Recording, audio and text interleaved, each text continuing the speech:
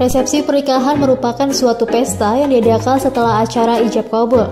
Acara resepsi ini berperan penting dalam membangun hubungan antara keluarga pengantin laki-laki dan pengantin perempuan agar lebih erat. Menghadiri undangan resepsi pernikahan hukumnya adalah wajib bagi orang yang diundang.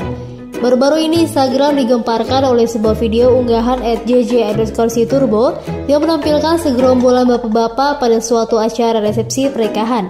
Sebab bapak-bapak yang telah mengantri untuk mengambil makanan prasmanan tidak dapat membuka termos nasi yang disediakan. Alhasil antrian pun semakin mengular panjang. Karena merasa greget, tampak beberapa kali bapak-bapak tersebut saling bergantian untuk mencoba membuka tutup termos nasi. Namun termos nasi itu justru semakin rapat dan sulit untuk dibuka. Berbagai spekulasi akan kelanjutan nasib termos nasi tersebut pun diberikan oleh warganet.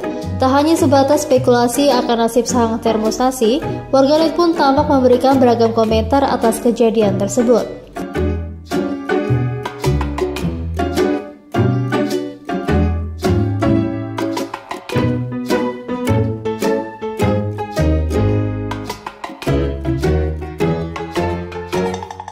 Terima kasih sudah nonton.